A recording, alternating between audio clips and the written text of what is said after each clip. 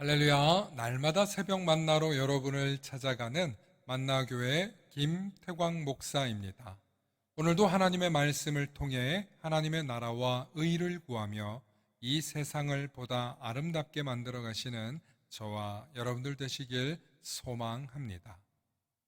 오늘 우리에게 주시는 말씀은 시편 107편 8절로부터 9절의 말씀입니다.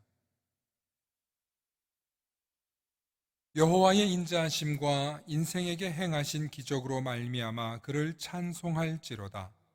그가 사모하는 영혼에게 만족을 주시며 줄인 영혼에게 좋은 것으로 채워 주심이로다. 아멘.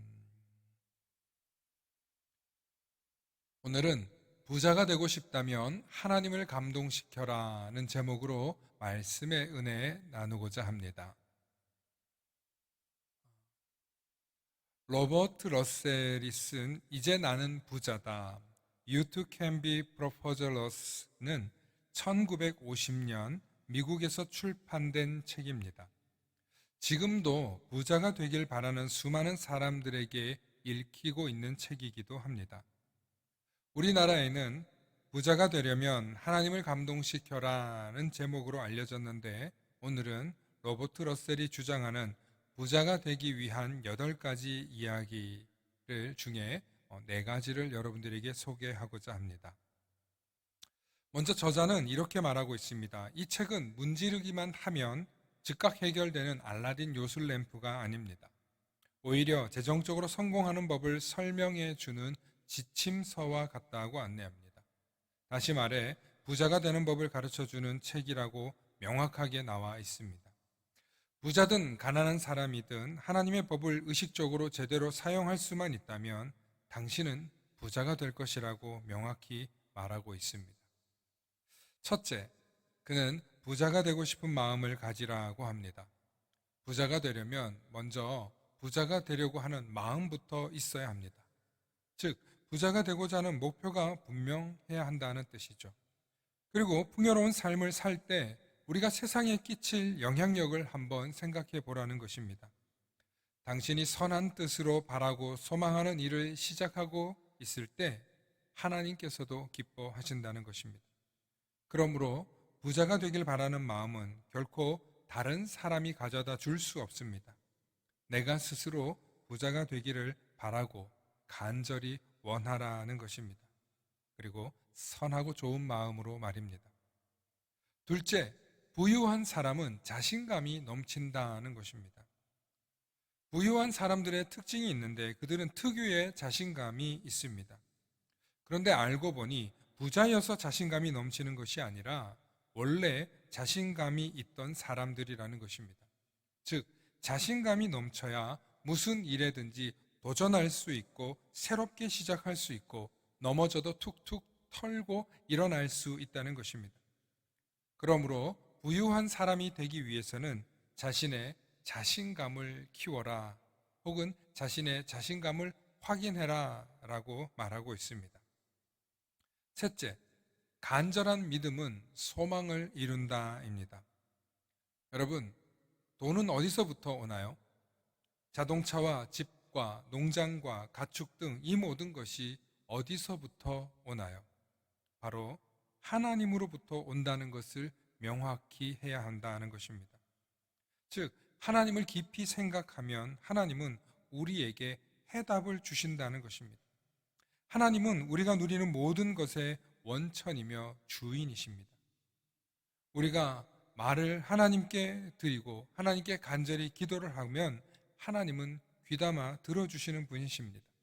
그래서 간절한 믿음으로 구할 때 하나님은 그것을 우리가 얻을 수 있도록 도와주신다는 것입니다. 그러므로 부자가 되고 싶다면 우리는 먼저 하나님을 감동시킬 수 있는 사람이 되어야 합니다. 하나님을 감동케 할 수 있는 비결은 무엇일까요? 바로 4번째 나와 있습니다. 4번째, 하나님을 찬양하고 감사하라입니다. 하나님을 찬양하고 감사하는 것이 하나님을 감동케 하는 비결입니다. 사실 하나님을 찬양하고 감사할 수 있는 사람은 2 종류입니다. 첫째, 하나님의 은혜를 경험했거나 아니면 어릴 때부터 하나님을 찬양하고 예배드리도록 훈련받은 사람입니다. 어릴 때부터 하나님을 찬양하고 하나님께 감사할 줄 아는 사람은 어디서나 하나님을 찬양하고 하나님께 감사하는 것이 어색하지 않을 수 있을 것입니다. 그런데 하나님을 알지 못하고 하나님께 감사하고 찬양 드리는 것을 배워보지 않은 사람이라면 하나님을 향해 손을 높이 들고 찬양하는 사람들을 볼 때 저거 제정신이 아니구만. 일반 사람들이 볼 때는 그런 모습이 정신 나간 사람들처럼 보인다는 것입니다. 하나님을 찬양하고 하나님께 감사할 수 있는 것은 또한 우리가 살면서 희노애락을 겪고 하나님을 향하여서 우리가 표현할 수 있다는 것입니다.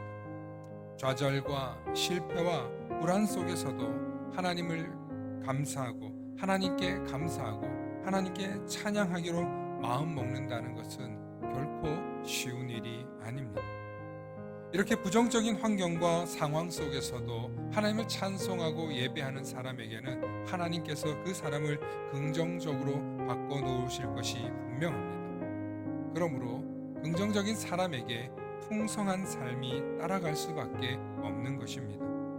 그러므로 기독교인들 가운데 부자가 많은 이유는 그들이 하나님을 찬양하고 하나님께 감사하기 때문이죠.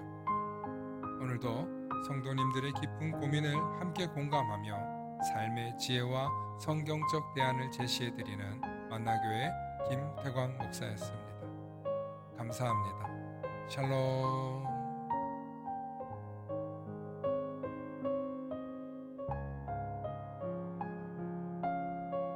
다 함께 기도하시겠습니다. 사랑과 은혜가 충만하신 아버지 하나님 감사합니다. 하나님 모든 성도님들이 또 모든 그리스도인들이 하나님 앞에서 부유하고 풍요로운 삶을 살기를 원합니다. 그런데 하나님을 찬양하고 하나님께 감사하며 하나님을 감동시키는 법을 깨닫지 못해서 여전히 어렵고 힘든 환경 속에 살아가는 안타까운 사람들도 있습니다. 하나님 불쌍히 여겨주시고 하나님께 감사하고 하나님께 찬양하여 하나님을 감동케 하는 믿음의 백성들 되게 하여 주시옵소서.